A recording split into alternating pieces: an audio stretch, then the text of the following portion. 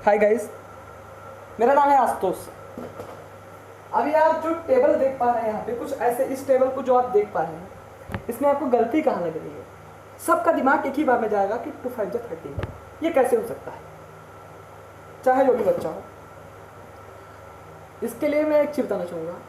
आप अपने लाइफ में ना कोई भी चीज़ अचीव कर लो, सारी चीज़ें अपने लाइफ में सही कर लो, लेकिन अगर तुम्हारी एक गलती है, सारे लोगों का दिमाग किसी पे जाएगा और ये तुम्हारे पूरे टेबल को गलत कर देगा। एक्चुअली में होता क्या है, आज का जो टाइम है, जो पीरियड है, इस पीरियड में अच्छाइयाँ, ये जो अपने जो 9 सही लिखा, इस पर कोई ध्यान नहीं देता, सिर्फ एक गलत लिखा इस पर ध्यान देगा, बोलेंगे कि इसको टेबल नहीं आता। बात यही है। इसको लिखने का मेरा मकसद क्या है, बताने का तरीका क्या है, मैं क्या बताना चाहता हूँ उसको सुनिए। आप 10th में है इस टाइम, आप 11th में है इस टाइम, आप 12th में इस टाइम। भाई आपने सब पढ़ लिया, आपने हिंदी पढ़ लिया, आपने इंग्लिश पढ़ लिया, आपने मैथ पढ़ लिया, आपने साइंस पढ़ लिया, आपने सोशल साइंस पढ़ लिया, आर्ट नहीं पढ़े या कंप्यूटर नहीं पढ़े, आपका परसेंटेज डाउन हो गया, 10th में परसेंटेज डाउन हो गया। आप 11th में फिजिक्स पढ़ लिए, केमिस्ट्री पढ़ लिए, बायो नहीं पढ़े तो बेकार है, या बायो पढ़ लिए, केमिस्ट्री नहीं पढ़े, फिजिक्स नहीं पढ़े तो पूरा बेकार है। तो सारी चीज़ों को बैलेंस बना के आपको इस दुनिया में चलना पड़ेगा। अगर आप कहीं पे भी सोचो कि नहीं, हम चाहते हैं कि हम 2 पढ़े, जैसे देखो भाई, देखो ये 100% श्योर नहीं, एक गलती तो हुई ना, सिर्फ एक ही गलती हुई, लेकिन आदमी ने कहा ये गलत है। अभी हमको और आपको लग रहा है कि हाँ भाई, अभी जिस टाइम पे हम हैं, ये कोरोना का टाइम चल रहा है, इसमें हम पढ़ें या ना पढ़ें, दुनिया सो रही है, ये भाई आपके पास पीक टाइम है। इस टाइम में ना, आप सितंबर का महीना चल रहा है, इस टाइम अगर आप चाहो तो, क्योंकि अब कुछ बंद नहीं है, स्कूल कॉलेज भी चल रहे हैं। अभी कुछ बच्चे ऐसे भी हैं जो इसमें सो रहे हैं, उनको लग रहा है कि अभी नहीं, हमारा कुछ चल नहीं रहा, अभी सभी बंद है, मेरा एग्ज़ाम टाइम पे नहीं होगा। देखो जेईई नीट का एग्ज़ाम होना था, हुआ टाइम पे, ऐसे ही बोर्ड का एग्ज़ाम भी टाइम पे होगा। इसके भूल में मत रहिए कि बोर्ड का एग्ज़ाम हटेगा, ये ऐसी सारी चीज़ें कुछ भी नहीं है। तो आपको अपनी तैयारी शुरू से करनी पड़ेगी और अच्छे ढंग से करनी पड़ेगी। तो मैं एक सजेशन देता हूँ आपको कि आप ना ये वाली गलती मत करो, ये वाली गलती बिल्कुल भी मत करो। इस टाइम सितंबर का महीना है, आपके पास अब 5-6 महीने बचे हैं बोर्ड के लिए।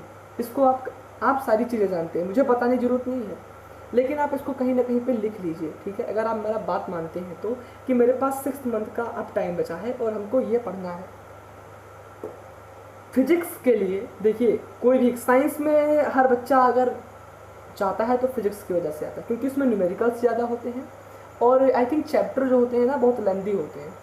तो फिजिक्स के लिए आपको 2 घंटे का टाइम पर डे देना है। इसको आप लिख लीजिए कि हाँ, हमको फिजिक्स के लिए 2 आवर का टाइम देना है। केमिस्ट्री के लिए हमें 2 आवर का टाइम देना है। मैथ के लिए हमें 2 आवर का टाइम देना है, क्योंकि प्रैक्टिस करना पड़ेगा। 6 घंटे इसको मत भूलिए दोस्त, जिस भी क्लास में हो आप। अगर आप 10th में हैं तो हाँ, फिजिक्स को 1 घंटे, केमिस्ट्री को 1 घंटे, बायोलॉजी या मैथ को 1 घंटे। अगर आप इस टाइम घर पे सेल्फ स्टडी कर रहे हैं तो आप इसको 2-2 घंटे कर लीजिए 10th में भी। और जो 11th या 12th में है वो फिजिक्स को 3 घंटे, केमिस्ट्री को 3 घंटे, बायो को 3 घंटे, या जो मैथ लिया मैथ को 3 घंटे। 9 घंटे आपको सिर्फ 3 ही साइंस में ही पढ़ना है।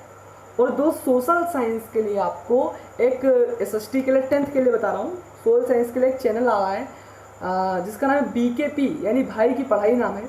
भाई उस पर ना आपको सारी चीज़ें कंसेप्ट के क्लियरनेस के साथ मिल जाती है, उसको ज़रूर देखें आप। मैं आपके मतलब बता रहा हूँ कि अगर आप उसको देख लेते तो 90 एबव मार्क्स आपके आ जाएंगे। सिर्फ उसके बताए हुए अगर आप नोट्स बनाएंगे तो आपके 90 एबव मार्क्स ज़रूर आ जाएंगे 10th में। अगर आप 11th में हैं तो आपको एक मतलब 9-10 घंटे तो पढ़ाई सेल्फ स्टडी करनी पड़ेगी, कोई भी है। अगर 12th में है तो 11-12 घंटे, 11th में है तो 11 घंटे, ये सेल्फ स्टडी करनी है। फिर आपकी ऑनलाइन क्लासेस चलती हैं, 5-6 घंटे उसको पढ़ना है।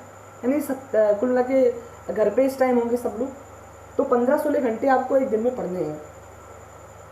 अगर आप उस 15-16 घंटे में, विश्वास दिलाता हूँ कि आप 10-11 घंटे कंसंट्रेशन के साथ पढ़ेंगे, तो 2-3 घंटे में आपको कोई कहीं कि किसी ने बुला लिया, कहीं किसी ने बुला लिया, तो ये सब हो जाएगा। लेकिन आपको 11-12 घंटे कंसंट्रेशन के साथ पढ़ने हैं। बाकी टाइम अपना सेट कीजिए। फिर सोचिए कि हमें, अब देखिए पढ़ने का कई तरीका होता है। कुछ बच्चे होते हैं जो पढ़ते हैं बिस्तर पे कभी मत पढ़िए दोस्त। अभी आप 10th का एग्ज़ाम दे रहे हैं, 12th का एग्ज़ाम देना है, आपको 11th बोर्ड है, जेई नीट का एग्ज़ाम देना है। आप क्या करते हैं, मोटिवेशनल वीडियो सुनते हैं शाम को और मोटिवेशनल वीडियो देख के सो जाते हैं। नहीं, ऐसा कभी मत करिए। मोटिवेशनल वीडियो की आपको आवश्यकता नहीं है, बस सेल्फ मोटिवेशन आपके अंदर होना चाहिए।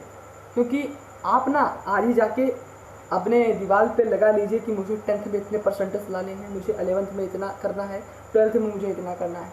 आज ही कर लीजिए और लेट के कभी मत पढ़िए दोस्त। पढ़ना है तो हमेशा चेयर पे और टेबल पे पढ़िए, जिससे क्या रहेगा, तुम्हारा कंसंट्रेशन बनेगा। और हमेशा एक मतलब मैं आपको बता रहा हूँ स्पिरिचुअलिटी की बात, कि अगर कोई व्यक्ति नॉर्थ साइड में यानी उत्तर दिशा की ओर मुंह करके पढ़ता है तो उसकी कंसंट्रेशन गजब की होती है, क्योंकि उस टाइम मिड जोन के बीच में होता है वो। तो नॉर्थ साइड आप जरूर अपना फेस करके पढ़िए। अपने टेबल हमेशा नॉर्थ साइड की दीवार के पीछे लगाइए, जिससे आपका कंसंट्रेशन बने।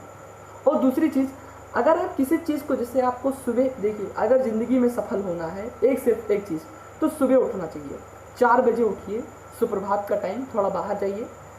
मेटाबॉलिज्म को मेंटेन करने के लिए नींबू और पानी लीजिए, उसको पीजिए और फिर पढ़ाई अपनी चालू कीजिए। डेली का रूटीन, आपके अंदर पॉजिटिविटी रहेगी। इन सारी चीज़ों को करिए। उम्मीद करता हूँ आप सब बहुत आगे जाएंगे।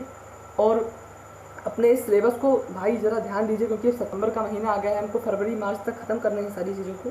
अच्छे से पढ़िए और किसी पे ब्लेम मत कीजिए, एक्सक्यूज़ में निकालिए। और अपने तैयारी को अपने हाथ में, ये मत भूलिए कि कोरोना है, कोरोना से कुछ बंद नहीं है दोस्त, सब चालू है। आपको अपनी पढ़ाई भी चालू रखनी पड़ेगी। हाँ, कुछ दिक्कतें हमको सहनी पड़ रही हैं इसके कारण, लेकिन कोई बात नहीं। अब जब स्कूल खुलेगा तो हम सब साथ साथ आएंगे, सब साथ साथ पढ़ेंगे। लेकिन तभी तक के लिए अपने आप को मेंटेन रखिए, क्योंकि जब हम क्लास में जाएँ तो सबसे अच्छे रहें। ठीक है, चलो, उम्मीद करता हूँ आपको मेरी वीडियो बहुत पसंद आई होगी, क्योंकि मैं चाहता हूँ कि हाँ, आपको सारी चीज़ें अच्छे से पता हों और आप ज़रूर इस कंसेप्ट को समझिए। ठीक है दोस्तों, फिर मिलेंगे अगले वीडियो में। Thank you very much.